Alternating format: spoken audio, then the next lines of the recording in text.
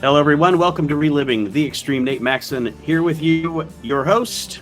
This week we're reviewing the episode of ECW from May the 14th, 1996. Aaron will be along shortly, but I am joined by Mr. Chad Austin. Hey, How's it going, Chad? it's going, buddy. It's going. I don't know why I went into morning drive radio disc jockey voice there. How's it Hey, going, good morning, Chad? everybody. Good morning, everyone. Traffic and weather on the 8th. Traffic and weather brought to you by Ford, the Ford dealership. Ford. No, what I just a Ford dealership. My A Ford dealership. There he is. We were talking and then I wanted to start recording because I wanted to ask Chad about this. Aaron is here now. How did you get to see the CM Punk the CM Punk interview today on MMA Hour with that guy with the funny name? No, Ariel Helwani. Yeah, that guy. I mean, was that on YouTube or was that on XM Radio? I think it's on YouTube now. I just saw a clip. I saw a couple clips when I got home from work today. But apparently CM Punk finally opened up about, all the shit behind the scenes at AEW. But I think one of the funniest things was he said, I don't want to litigate this, essentially was his words about it. But he said, essentially the whole situation was he told Tony Khan he wanted out. And Tony Khan gave him the whole idea of, well, I'll just separate everybody and make 2 shows. And Punk essentially said that he told Tony Khan, this company's a joke and you're a clown and I quit. And I just pictured that. I picture that in my head. I wish I would have been a fly on the wall for that conversation. And then Tony's like, it's the first time I ever felt physically threatened in my life. But that shit cracked me up. He's like, I told him this company, he essentially said, you're not in business to make money. Is his thing. He's like, this isn't a business. This place is a joke and you're a clown. And I'll find out. I'll find out from Jeff. I'll text Jeff later on tonight. See what Jeff will tell me whatever he knows. He knows. He's a dirt guy. He knows all that shit. So he'll scoop me. There's the golden boy.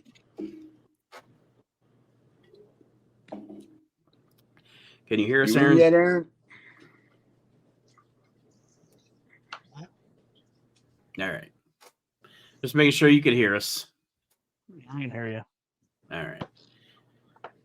But yeah, I didn't. I guess that means there was no NDAs or anything. Punk just until today didn't feel like talking about it. And I'm sure there's always a strategic reason for why people do things. CM Punk talked about that today because he's a businessman and they know that it's WrestleMania week.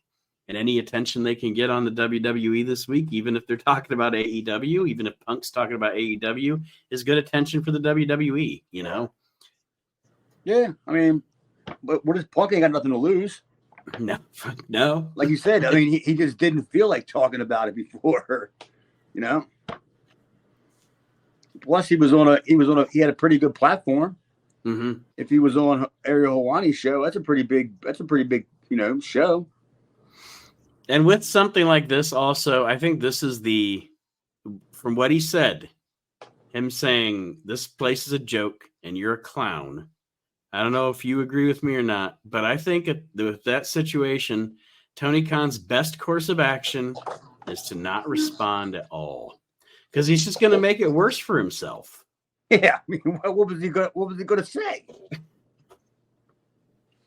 I mean, you think Tony Khan's funny enough or witty enough to come back with anything? Or right, that's what I'm saying. Like the guy said you're a joke. He said you're a clown. Let it go, or you're gonna look like a joke and a clown, and just prove him right. Just let it go. Yeah, well, Tony Khan's doing something right. I don't know. I know he's not putting ass in the seats, but he's selling a whole lot of empty seat tickets. It's funny too, because like you were saying, Nate, where he's talking about like Punk was saying this about these guys or whatever. I don't read too much into like when people post shit on Facebook or whatever, like, oh, this article came up or whatever. But I like reading the comments. And it's not because like I think, oh, these people have insight. It's because I like to laugh at their ignorance. watch a meltdown over fucking wrestling. And like all these like all these like AEW fans or whatever. And I'm not a WWE guy. I'm not an AEW guy. I don't watch a lot of modern wrestling. I keep up with it enough just to know what's going on. It's so funny though because like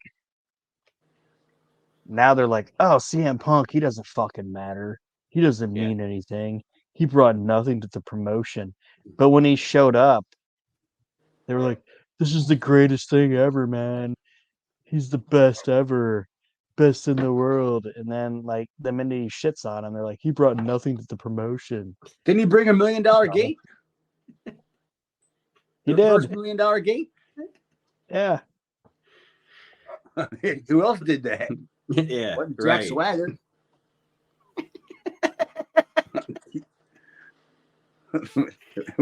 It wasn't who's that little kid that Marco Stunt? He didn't make $1 million. or Daddy Magic. Marco Stunt was standing by maybe behind a baby gate, but he didn't draw a gate. Yeah, I mean, how can you say that? I mean, it was like you said at the time. Tony Khan made it sound like it was the greatest thing in the world. I got CM Punk. Oh my God, this is great! And all of a sudden, no, you didn't do nothing. Yeah. Well, he did something. Because I mean, he ain't doing nothing in WWE right now. I'll tell you that. Dude, how can that guy have so much money, man? Like he cannot stay healthy long enough to like do anything. He has the benefit. He has the Roddy Piper thing. He has the benefit of also being able. Okay, I'm injured, but man, I can still talk. So he still brings that. He still brings that to the table. I mean, I've always said that, and you guys can tell me if you disagree, but that's how I look at Punk. I look at Punk as having the Piper thing, you know. Yeah, I mean, he said it. He said it himself on one of the shows that since he can't work, he can still put on the cans. He said, and still get behind behind the table. I mean, he's got to justify something. I mean, you know, you can't just go home and just stay home until you're healthy and then come back and get hurt again. You got to justify getting paid. And I know that mailbox. I know they haven't really said anything about it, but I'm sure they're utilizing him at the Performance Center too. You know, you want to put some new guys through promo school. He'd be a good guy to you know, like Dusty, to put him through promo school. So I don't know, man. I could argue that because CM Punk's promos are all about CM Punk and his stuff. I'm not sure he could speak for somebody else. You know what I mean?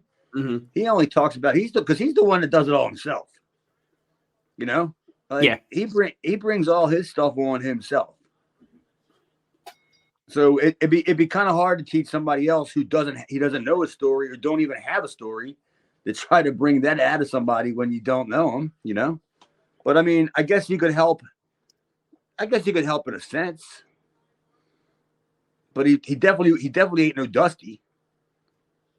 When you're talking about just doing generic promo, no, I don't mean generic as in lame I mean just generic promos. Right. Punk ain't that guy. Punk's always got to have got an angle.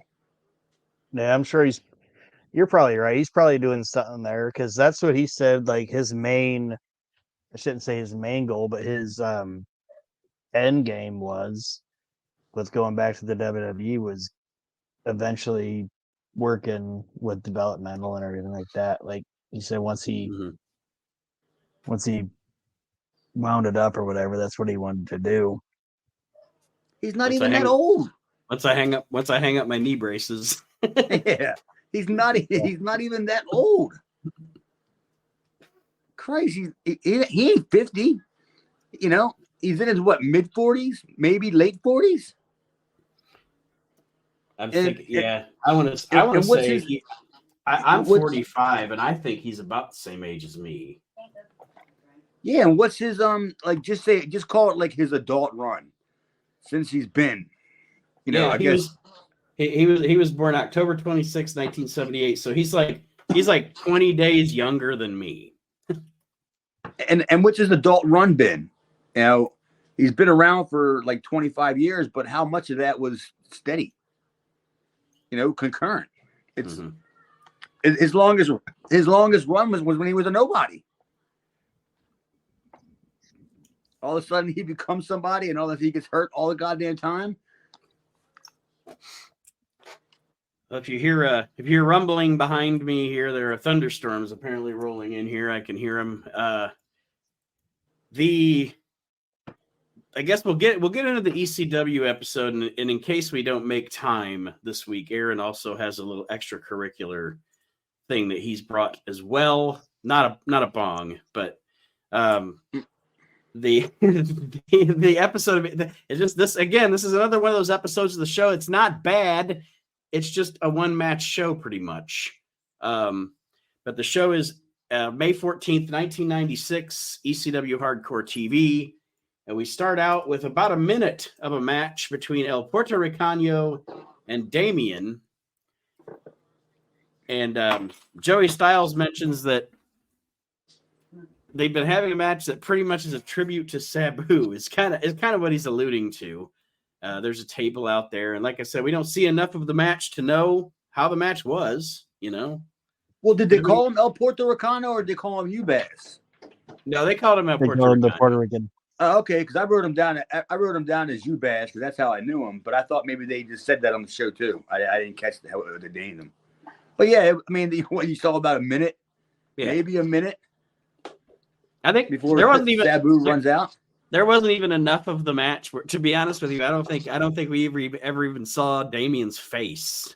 I just saw like the back of his head and then his ass, and then Sabu puts them both through the table, pretty much. I would have loved to have met Damien. I never got a chance to meet him, man. I always was kind of a mark for him, like a little bit in FMW and stuff like that. But I was kind of upset when I saw him. Like, damn, I didn't get to meet you. I didn't get to meet Damien. I always was back in the Monday Night War eras. He was always one of the lucha guys on WCW that I gravitated to, because even though he never got a push or anything, he had a unique look. But he wasn't really a lucha guy.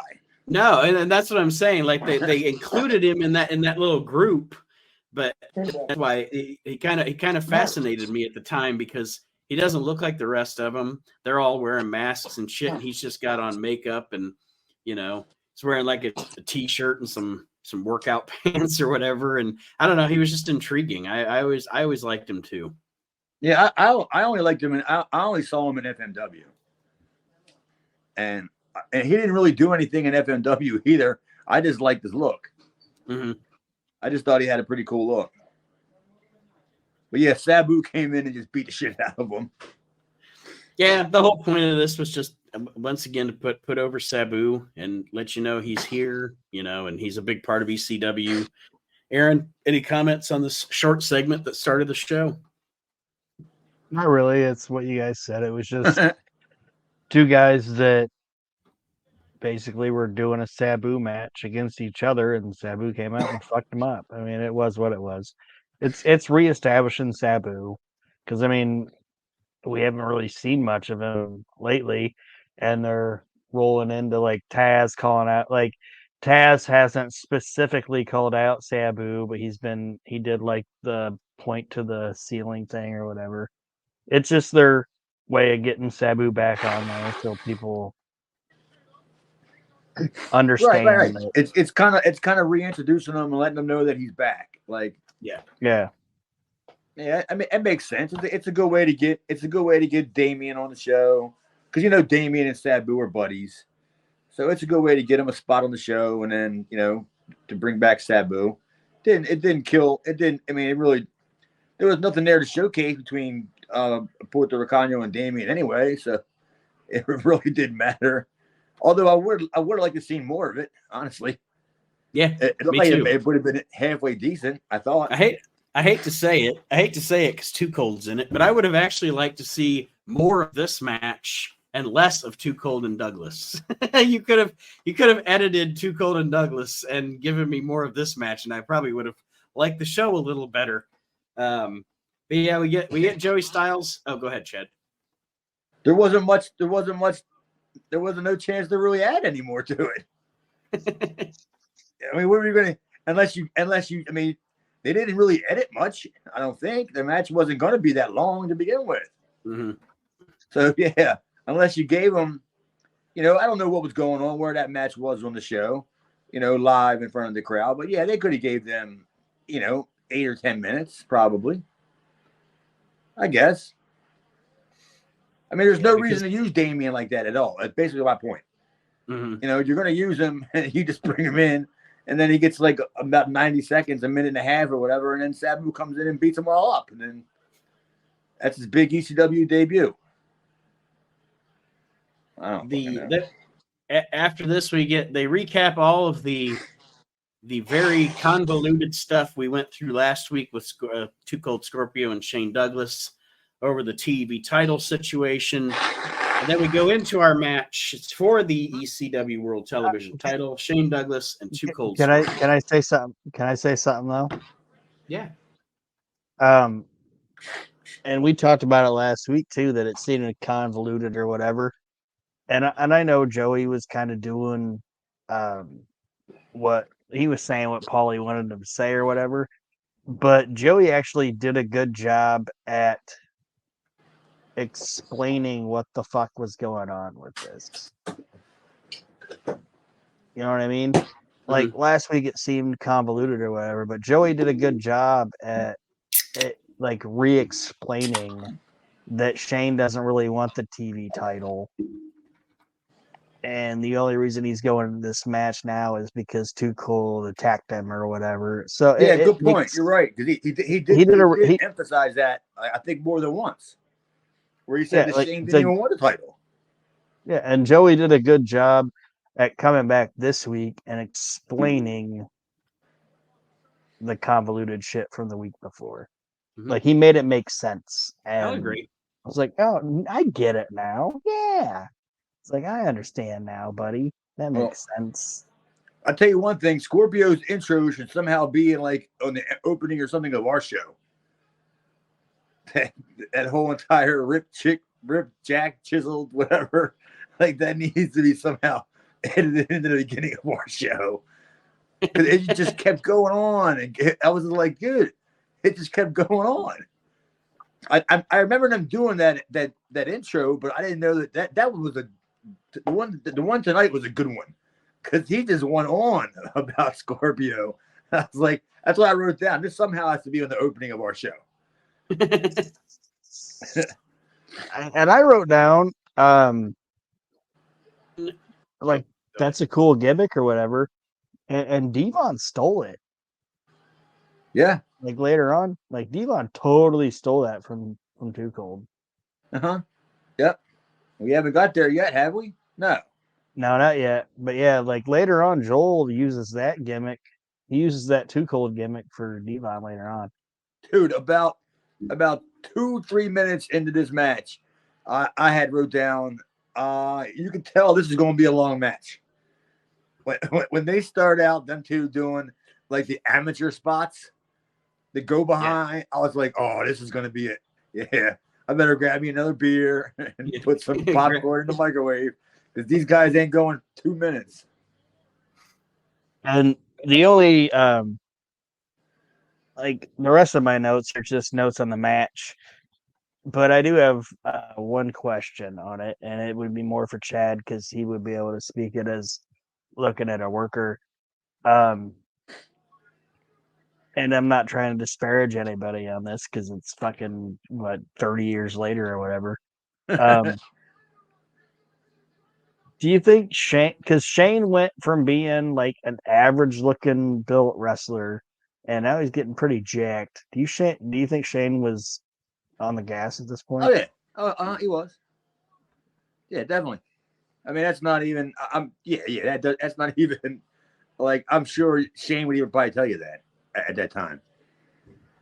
I mean, it was because he even brought up when I kind of laughed at that when he was talking about when he was like, what was it in WWF or what? When he brought up about the 205-pound guys, he said it in his promo.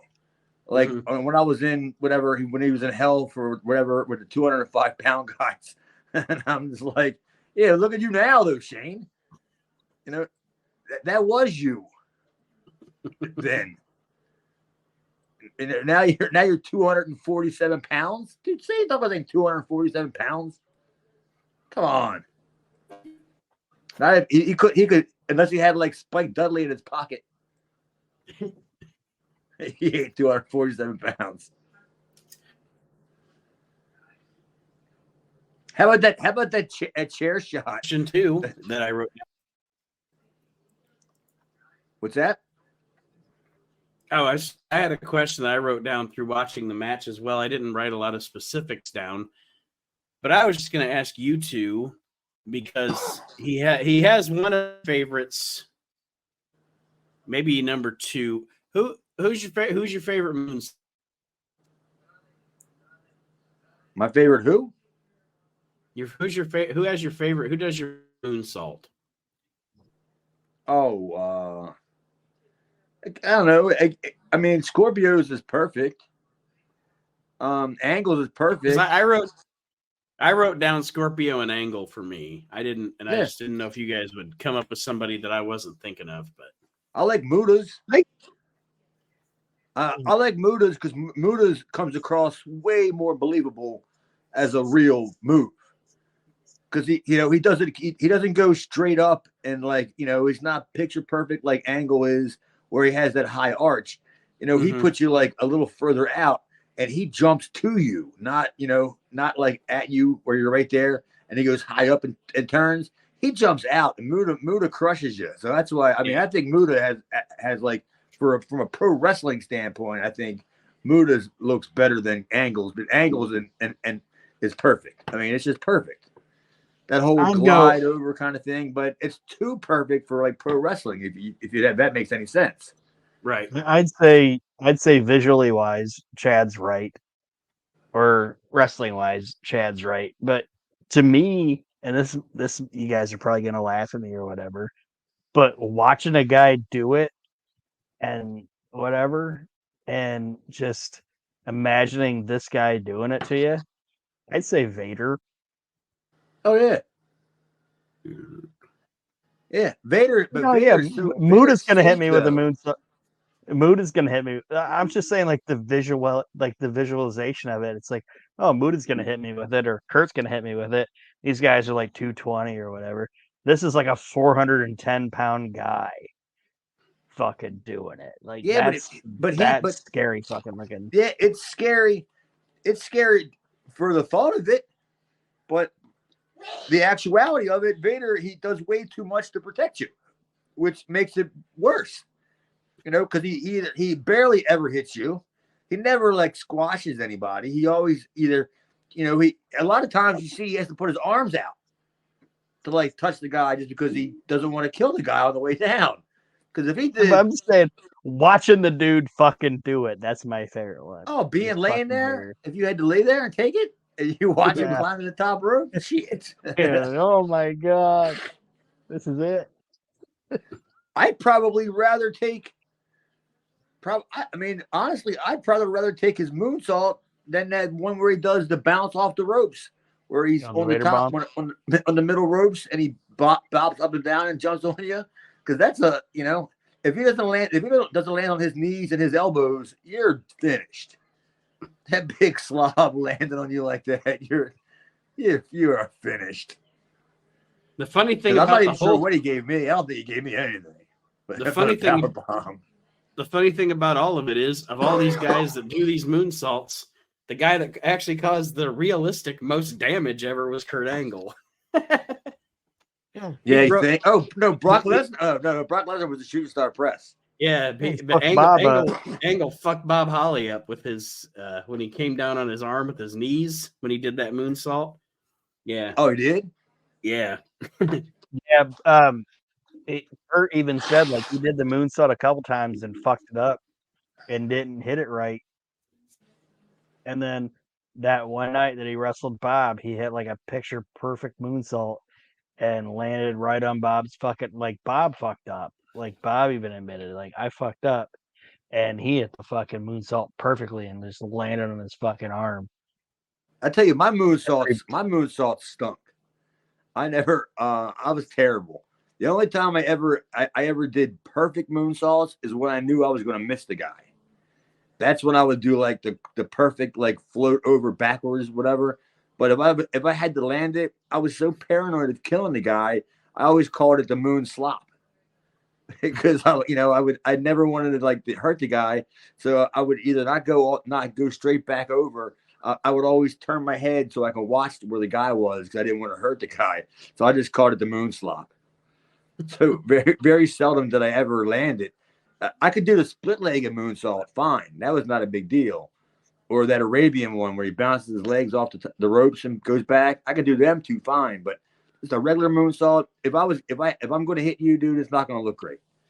I can just tell you. But to me, a sloppy moonsault could be just as effective as a picture perfect one. It should be anyway in real life. Yeah, you would think. Did anybody have any notes about any spots in the? I mean, the match was good. I didn't write down a lot of spots or anything though. Anybody have anything they want to bring? Oh, just the only thing I wrote down from them stuck out. Or... Yeah, the only thing that stood out to me was when Shane threw that chair. That was pretty wicked. He just threw that chair at Scorpio. Like literally, you know how Rob Van Dam does it, where he kind of like gives it to you. Yeah. And you can't. No, Shane threw that bitch. Like, and I was like, God damn, you know. And luckily, Scorp got his hands up to protect himself. But that was a pretty stiff chair shot. And the slingshot on the guardrail was pretty cool. Remember that, Aaron? Yeah. The only other note I have is and this is going to bring up Davey Boy Smith, which is probably out of left field, but Davey used to do a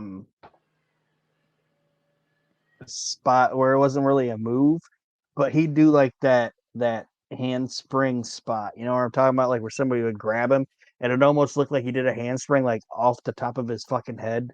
You guys know what I'm talking about? Yeah. Fucking Shane pulls it off in this fucking match.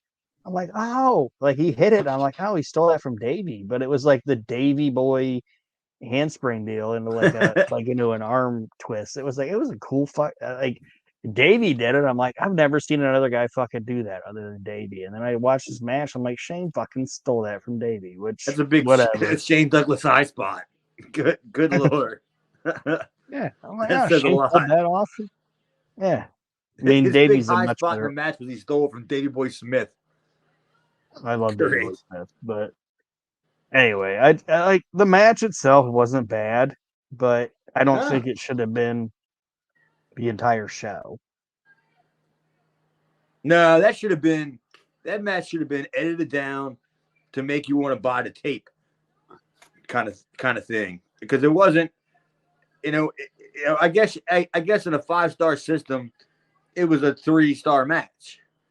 So, to make it your whole entire basic TV episode, I would have cut it down and I would have cut it down to like and added some other stuff on the show and edited it down and sold it as a home video. Disappoint people behind your back. Don't disappoint them on TV while you're all watching it. Let them pay the $20 and then go home and watch it and go, this match really wasn't that great. It was all right. They did do one thing that, because I hadn't watched this, so like I didn't remember watching this, so I was going into it with not knowing what the finish was going to be or whatever. But they actually faked me out, because usually in wrestling when they give the countdown, when they're like 5 minutes remaining or whatever, like, this shit's gonna end in a draw. So the minute Joel Gertner was like 5 minutes remaining, I'm like, oh fuck, this is gonna end in a draw. So I even wrote down, like, as I'm watching, I'm like, oh, foreshadowing, but it wasn't, because they actually went into the finish with like 2 minutes remaining. So I'll give him that. Let me ask you: do you think that was done on purpose? Yeah, and they worked me in that situation because I mean, was do like, you think it's it was gonna done end. like it was done on purpose? Like they could have went to the draw and not said anything. But do you think at some point Paul like Iggy Gertner and be like, you know what, tell him just because I think he did it. I think he did it because he wanted those people to think, oh, this is gonna be a fucking 30-minute draw. yeah, because that was my first impression too, Aaron. When I heard him say like the 2 minutes or whatever left, I was like, oh man. But yeah, it was good because it means it shows some believability. Because the fans are already trained at that point to believe that when you say that, it's going to be a draw. So I'm sure everybody in the crowd was probably thinking it was going to be a draw. But they still had, but it was, how much, did he say it was like 2 minutes left? Yeah, because I think I wrote the that. time. When I wrote down, it said it was 5 minutes. 5 minutes. Okay, because I mean, the time was 26 minutes. But I could have swore they said there was 2 minutes left. And I'm like, wait, no, there's not. There's more than 2 minutes left. Because they announced it at 26 and some change. But it was definitely a decent match. I mean, but decent about as far as it goes. Well, you said, Chad, it makes sense because I just wrote it down. I just noticed. Like I said, like they said 5 minutes to go. Shane ends up hitting a super belly to belly suplex, and Gertner actually announced the match as Shane is your new TV champion at 26 minutes and 31 seconds. Yeah. So I don't know, whatever. Close enough, man. You know what I mean? You're gonna beat him up over maybe 90 seconds. And then after the match, like Aaron said, Shane wins the TV title from Scorpio after a belly to belly off the top or second turnbuckle, I guess. And then they shake hands. But okay, before that, what I wrote down is Shane Douglas cuts a promo. Hasn't he cut this promo before? Yeah, I thought he was going to throw the belt down. I did too. He's like, I've wrestled the greats like the Ricky Steamboats and the Ric Flairs and the Luther. And I was just like, you've cut this what the hell is going on here? I could have sworn. And they can all kiss my ass. I thought the same thing too. I thought he was going to throw that belt down. I was like, oh my God, we've already done this. He wrestled George Hackenschmidt. And the and the Stan Lewis Zabiscos. Yeah, Stanless sauces. The McGuire twins. He should have started going through his like WCW run. The Ding Dongs. I teamed with the Johnny I wrestled Ace. the Ding Dongs. I wrestled the Paul Romas. I wrestled the Bob Cooks. I wrestled the Ding Dongs. Yeah, that would have been classic. Or he should have went to like every company that he worked for. Alan Martin, Continental, the Bashes. I wrestled the Dusty Wolves. Mike Boyetts. The hippie. Yeah, he really should have went through his whole resume. Barry Horowitz. I wrestled them all. And then just throw in a Ric Flair. Or not even, you know what I mean? Just throw in somebody halfway decent while you're mentioning all these other guys. Like, Dusty Wolf. I wrestled Dusty Wolf. I wrestled Barry Horowitz. I wrestled Rusty Brooks. I wrestled Chad Fortune. I wrestled Chip the Firebreaker. I wrestled Ric Flair. I wrestled Dale Wolf again. And the Ding Dongs. I wrestled the Bob Cooks twice in one TV taping. Gene Ligon. I wrestled Larry Santos.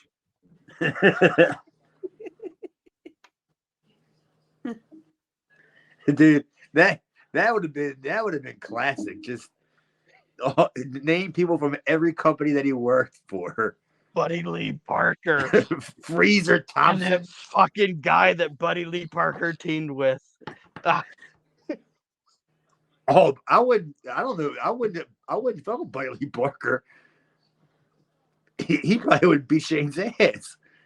Or the other guy was what? Earl somebody? I was getting ready to say James Earl Jones. I think you're close. I think it was like James Earl Ray or something like that. Or was it Earl Wright, maybe? Colonel Earl Wright. James Earl Ray, the guy that shot Martin Luther King. Maybe, I don't know. I wouldn't be surprised if WCW used that name though. They had no couth. for what name? What Yeah, James Earl Ray managed Harlem Heat. Mantar. And they can all eat my shorts. PN News.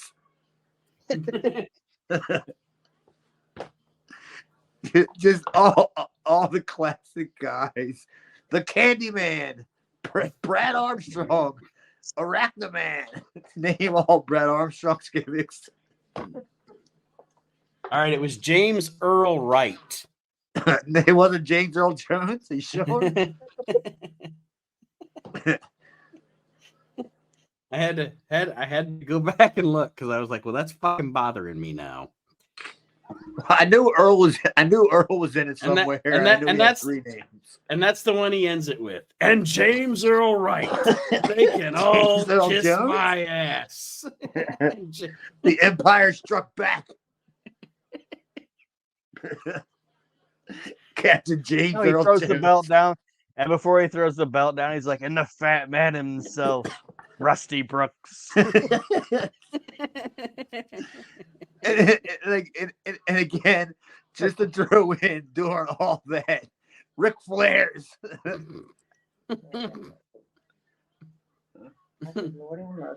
Yeah, just how great would that would have been if it would have been like just a 5-minute promo of just Shane, all the Peachtree droppers.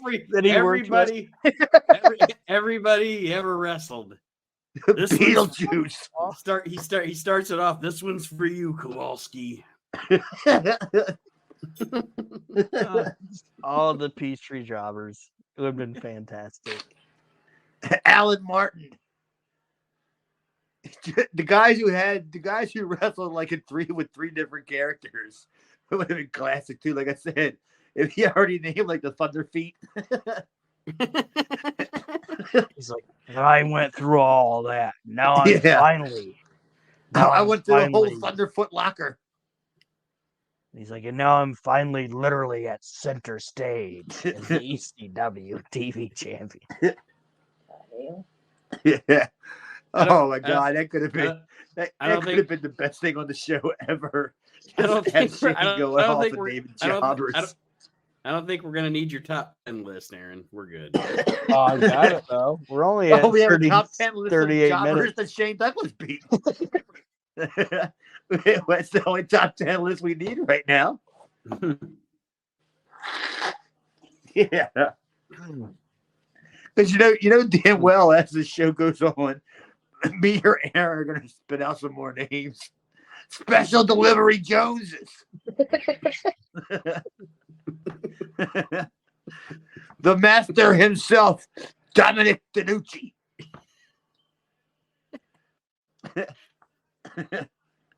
Do you want to continue, or you just want to name jobbers? Yoshi Kwan. Baron Miguel Cicluna. I'm trying to think of WCW jobber. Oh, we already named all the WCW jobbers.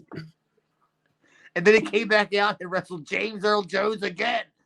The Cruel Connection 1 and the Cruel Connection 2. And then I beat him in a handicap match. It was Cruel Connection 3. Oh, dude. Why couldn't somebody back then have seen this as gold? Just name them all. Name them all. Name them all. Just keep going, Shane. He wouldn't even name me. He beat me a couple times, even. I could have been a cruel connection.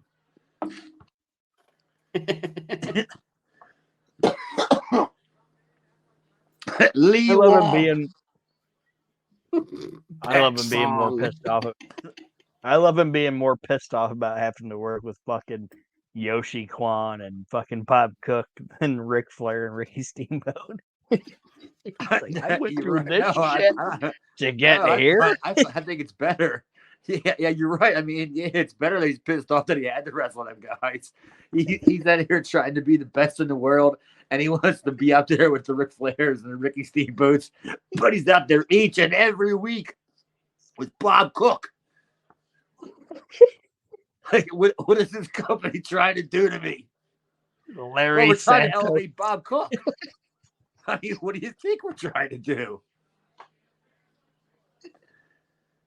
The juicer.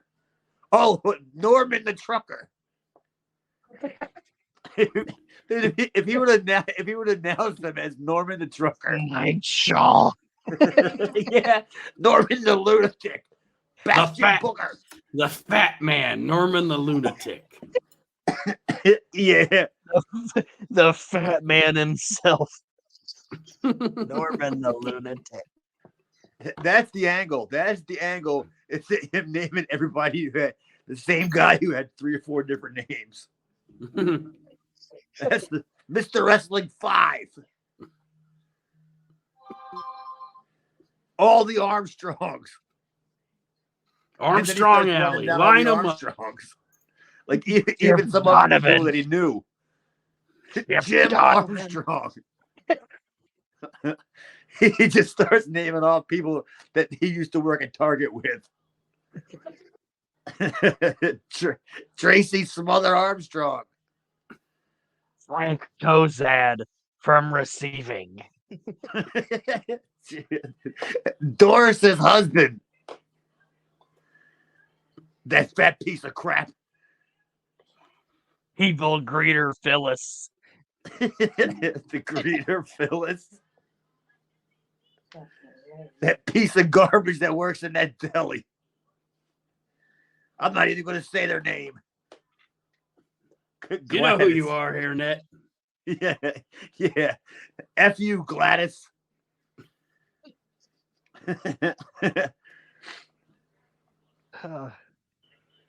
That's the dumbest gimmick we've ever thought of.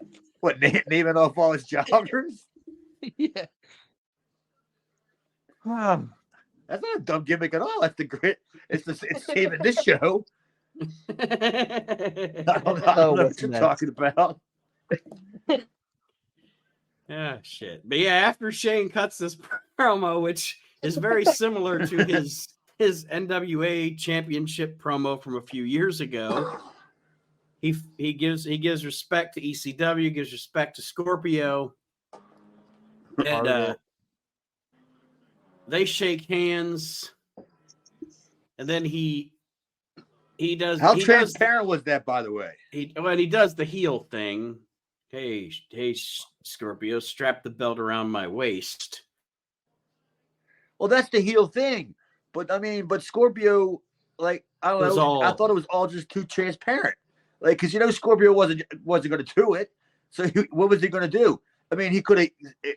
I mean, if it wasn't going to, just say he wasn't going to attack him, right? It wasn't going to go anywhere. Just drop the belt. Roll out. You know what I mean? But like when he's telling him to strap it on, I'm like, fuck you. You know what I mean about Scorpio. You ain't going to do all that. And then so I mean, it was kind of transparent to me, and everybody knew he was going to do it. Right. There's no chance that Scorpio is going to put that belt on Lee Wong and just roll out. Yeah, Scorpio instead clocks Douglas with the title, gives him a pile driver, and then an Alabama jam off the top rope with a chair to Shane Douglas. I don't know. Was that necessary at the end? I don't know. It made for great material on this show, but was any of that really necessary at the end? I don't know. I guess I like Scorpio a lot, but I'm just not into the Scorpio Douglas thing they're doing here, I guess. Well, I don't know where it leads to off the top of my head. I can't remember where it goes to, or does it go to anywhere? I don't think so, because aren't we almost, Aaron, to the Douglas Gary Wolf shit? We're almost there, aren't we? 96? Was that 96? Yeah. Yeah, we're close. We're close to it, but I think they go a little bit longer with Too Cold chasing Shane a little bit more from the belt. Well, it could have went I think a little bit longer, naming more jobbers. But like and like I said, I don't want to say that I remember, because I don't. But I think the way they're going with it is it's Shane disrespecting Too Cold, beating him, and then making him respect him, and Too Cold being like, "Fuck you," you know what I mean? So that's the only way I'd look at it is. Yeah, that's how it was. I mean, that's all it was. I mean, that's right. We're just kind of like kind of dissecting it a little bit, but that's all it was. Yeah, it was simple, and that's and it made it easy for everybody in the crowd to digest. Yeah, it's fine. Mm-hmm. That's what everybody wanted. Would the crowd have really been? What would the crowd have done if Scorpio would just put the belt on him and just left? They'd be like, "What the fuck?" You know what I mean? That would have killed Scorpio. Yeah, this is ECW, motherfucker. Yeah, I mean, he could have did it. He could have did it like in two ways: the way they did it, or just flat out go to hand him the belt and just drop it, and make Shane pick it up. I mean, yeah, but they did what they got their point across. That's what it did. Israel Mattia. For the Dwayne Gills and the Barry Hardys. Oh, geez, Whiz. Good thing we got that out of this. Joey then talks about how coming up now, because Shane Douglas has heat with Tommy Dreamer and the Sandman, that there's going to be things coming up with the TV title involving also the Sandman and Tommy Dreamer with Shane Douglas. And then the Sandman and Missy Hyatt do a little tribute to Ray Stevens, who had just passed away. I think May 3rd or 4th of 96, Ray Stevens passed away. So they do a little about 2 weeks. Yeah, Sandman pouring one back for the Crippler. That's a guy that, to be honest, I haven't seen a lot of Ray Stevens. And it's my own fault. I guess I could go back and watch and look stuff up, but I never got to see that much of him until later. I mean, because when I was a kid, I only got to see him when he came in to fight Backlund. Probably much like you did. And I wouldn't have even seen that, because I mean, well, if you think about it, a lot of his best shit might not even still be available to watch. You know what I mean? Unless it's in clips or whatever, or on film. When I say film, I don't mean like videotape. I mean like actual film. Yeah. Like the Mike Lano stuff. Because it's like the 60s, 70s. That's what I got. The stuff that I got from San Francisco is all on film. But like I said, that came well after I already knew about Ray Stevens. But when I was a kid, I only knew about him coming in, as one of Backlund's foes. And for me, to be honest, I was born in 78. So by the time I got old enough to start, looking into like actual like the history of the business and shit, was in the early 90s. Like through the whole 80s, the only Ray Stevens I knew about was the guy that sang The Streak. I didn't know Yeah, about right. fucking Ray Stevens, the They wrestler. have the Arab Yeah, I was gonna say, yeah. hang out the burning sand. Now you gonna name off all Ray Stevens characters or Cat Stevens? Don't let Cat Devil. Stevens. Don't let Little Cat Stevens. Cat Stevens. Cat Stevens. Beast Train. Ahab the Arab's classic. The I Streak. love Ahab the Arab. Ahab the Arab is his funniest fucking song, man. It's one of the most racist fucking things I've ever watched or heard in my life, but it's so funny. Ahab the Shane should have said his name. Ahab the Arab. And for the He had Ahab, the bells on it. Arabs, and the streaks, Yeah, and the sheiks. he had rings on his fingers and bells on his cheeks. Yeah. Fuck you and the cat in the cradle and the silver spoon.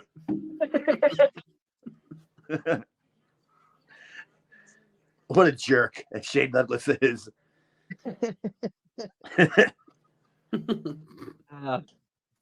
Anyway, Ray Stevens.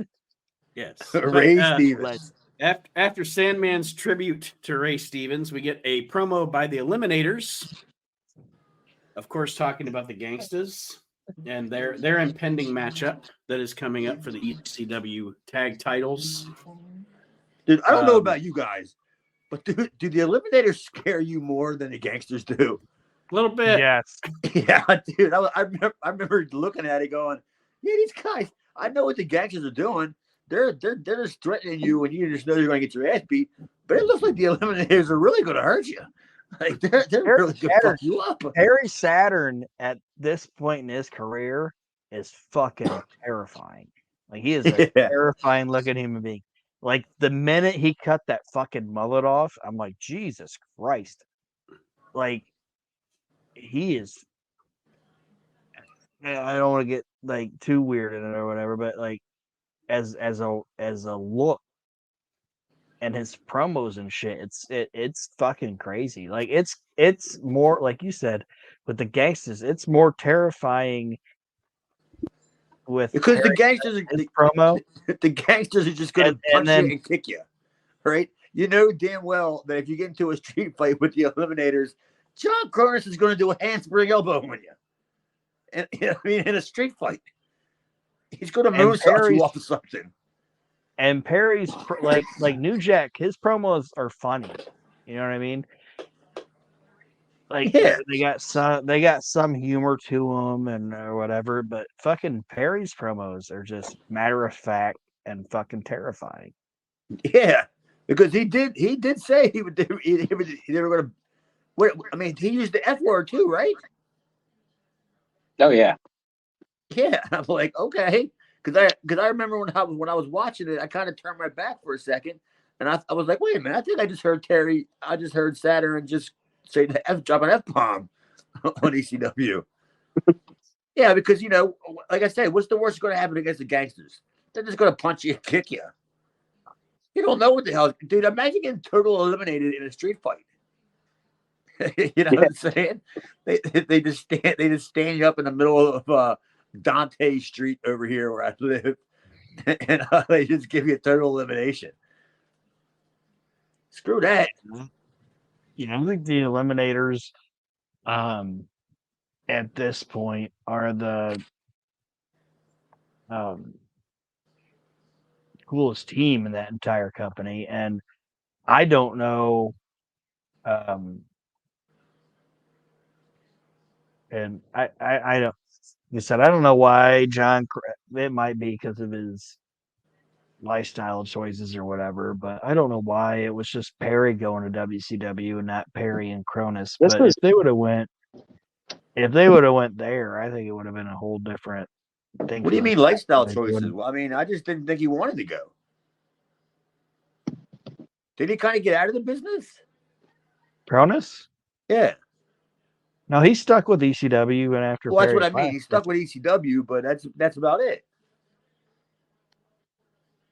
Is that what you mean? Lifestyle choices? I just heard he had like I said, I'm not I don't know the people or anything like that, but I just always heard that he had substance choices and shit like that, and that might have kept him from going further into like WCW or the WWE. And like I said, I don't know whatever, but I just think ECW in the like mid-90s. Go figure. People had substance issues.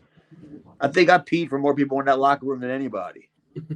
If they're, and I'm going to go out on a limb here, but we're talking about May of 1996 right now. And if I look at the tag team rosters in WCW, I'm just going WCW, WWF, and ECW. Those three companies. So we're talking that's all that's pretty much your major North American rosters. I think there can be a case made that for a time in the year 1996, the Eliminators were the best tag team in North America. Oh, they definitely were. Oh yeah. I think I don't know if it's been said yet on TV by Joey, but yeah, they definitely were. Undoubtedly. I mean, who at that point, and besides like the big teams like the Steiners, Road Warriors, Nasty Boys, etc. What? Even at that, and I'm not taking anything away from them, but those three tag teams you just named in 1996 are past their prime as tag teams. Yeah. So yeah, there's only one team that I would say, and you guys will probably tell me I'm wrong, but the only team I'd say that was even close to them was Harlem Heat. The Nightmares. I was a big fan of the Nightmares.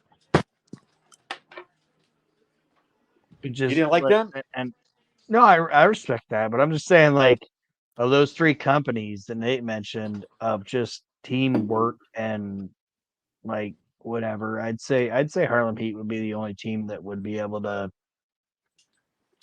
cover them with like impactful moves or whatever.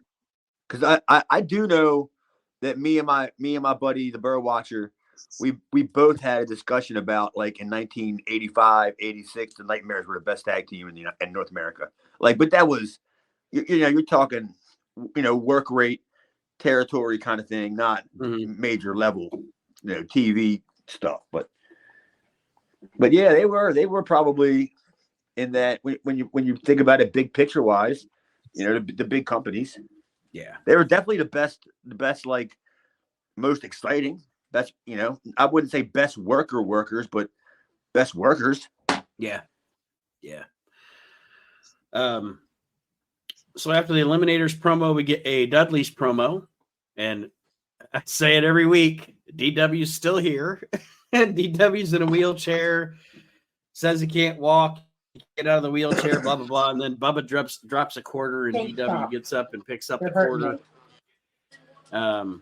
So that old shtick, they're doing like some 1920s slapstick comedy here, dude. I think DW even said that he's still here. That was another moment where I can't believe I'm still here. Yeah, I'm pretty sure that he did say that he's still here, because I remember going, yeah, no shit. Because I actually physically didn't see it. I had my back turned. I was like, yeah, DW is still here. This has to be it, though, right? don't say that. We say it every week. But he somehow, how many promos did Paul cut with him? So somehow, some way, we're going to get to like 1998. And the promos where Bubba's like calling women hoes in the audience and shit and bitches, and wow, I can't believe I don't remember DW was still there. Oh, has to be it for DW, right? And then fucking Contra Q's gonna push him into the fucking screen with his wheelchair. DW. Yeah. He's like the longest reigning ECW guy. He's been there since the Florida shows. How long ago was that? Yeah, Oh, that's boy. funny. That you're right. We're gonna like he must have definitely slipped through the cracks as far as how long he had been there. Because I'm telling you, I'm not even making this up. I was in the garage watching this when I turned my back and I heard DW. He said he was still here, and I was like, no shit. You ain't kidding. And then we get some nice community theater with Tommy Dreamer, Beulah, and Kimona. Man, I'm The moving on orgy past it. almost. Yeah. I think that stuff to me was just lame. Like I was so ready for the stone cutter, bottom third. You know what I mean? The way I look at the Tommy Dreamer with the women thing is it's unbelievable. It's almost like Dusty and Vince. Because Dusty and Vince, one thing they had in common was they always had to book to where every woman in the promotion wanted to fuck them. It's okay. You know, like Dusty eventually he has to get Baby Doll. Eventually he has to get this woman. And Vince did the same thing. Vince McMahon did the same thing. Sapphire? And Tommy Dreamer's the same way. It's like he wants to book to where every woman in the fucking company wants to fuck his ugly ass. Yeah. Dude, I'm telling you, dude, the Dusty look is the best. I gotta get me a Sloppy Joe's Key West t-shirt and wear like a sports jacket over top of it. I gotta get that. That is how I'm gonna go out one Saturday night around Knoxville. Tommy's almost kind of like Dusty and Vince put together. Like he's got like a Dusty body with the Vince hair. Tommy Dreamer's new name is Vince Rhodes or Dusty McMahon. You guys. I like Dusty McMahon. The innovator of pilots. Dusty McMahon. Dusty McMahon. Sounds like something you do to somebody. But there had to have been. Sounds like something that's in the lawsuit. It's not Tommy Dreamer. Of what Vince is going through right now. There had to have been people around, not younger than we are now, that were watching ECW around then that just had to not. I'm not buying this. You know, Tommy Dreamer is not really getting these women. There's just no way. I mean, honestly, I didn't think Kimona was that good looking anyway, to tell you the truth. So I could see that because she was a dumb Asian broad. But to put Dreamer with all these like quote unquote hot women, I'm like, this is unbelievable. Sweet Big Mama. Well, that's who I see Tommy Dreamer's rats are, is Big Mama. The street people. Rhonda Singh. Rhonda Singh. Bertha Faye? Dusty McMahon fucking Rhonda Singh. Yeah, at least make it more believable. Peggy Lee Leather.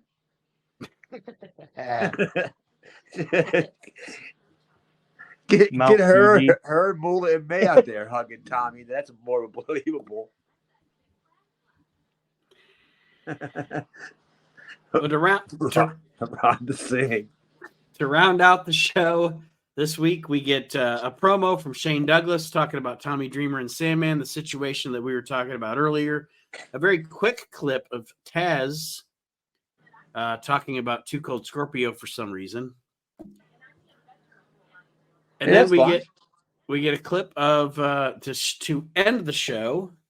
Looks like they're at a block party with DJ Ran and whoever that is. DJ Ran is actually, like, when I saw it, I'm like, oh, DJ Ran, that was the dude that, remember when Nitro had a DJ? Yeah. No.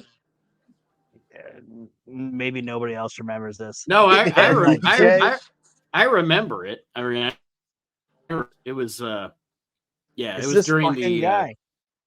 yeah, it was during the dying days of WCW, or not the dying days, not that last year, but like Is like that when they had 99. downtown Julie Brown there too? It's like when they were grasping at straws, you know. They're like, we got DJ Rand and Ricky Rackman on WCW. Yeah. Well, I mean, Ricky Rackman I can relate to because I watched Headbangers Ball. I stayed up till midnight, whatever, on Saturdays to watch Headbangers Ball. So that I could understand, but whoever DJ Rand was, he stunk. Wound up being on WCW too, so whatever. But yeah, these guys they're partying with the gangsters at a meth party in the fucking block. Well, I mean, let's be honest. Both companies, WCW and WWE, anytime they had what they would consider a celebrity, it was a celebrity only in their eyes. You know what I mean? I didn't really think him like even tonight. How old is Lil Wayne? Like like Nat, like my wife's daughter was like in middle school, like when Lil Wayne was popular, and she's like 25. Now he's old Wayne. Yeah, and it's not so little medium anymore. Wayne. Yeah, Medium Wayne. like now we're seeing it in they're still doing it. They cannot get anybody current. They never do. Well, that is it for our review of the May 14th, 1996 episode of ECW. Steve King. My internet's starting to cut out because of the weather. Yeah, mine is too. We have the storm here, so we'll wrap up the show before we lose our connection here. I think that this episode of ECW was we made fucking I don't want to say chicken salad out of chicken shit because the show wasn't bad. Oh no, the match was good. Yeah, it was definitely just a one match show, and I enjoyed it. And but it's kind of hard to have a 1 hour discussion about a TV show when that's all you get is one match to talk about. Thank you, Cruel Connection, for helping us out tonight. We made chicken salad into chicken cordon bleu. There all right, you because go. I don't like chicken cordon bleu or chicken salad. Aaron, Chad, quickly, any parting words for our listeners? I'm just trying to think of some more jobbers on the way out. I'm sure this topic is going to go on well after the show, like on either the Reliving the Extreme Facebook group page or something. Because I know damn well while I'm sitting here tonight, I'm just going to hop on or in the Wrestle Net, whatever your network page is, and I'm just going to keep coming up with jobbers all day long. Jimmy Backlund. Thanks for joining us, everybody. We'll see you next week on Reliving the Hell yo. Extreme.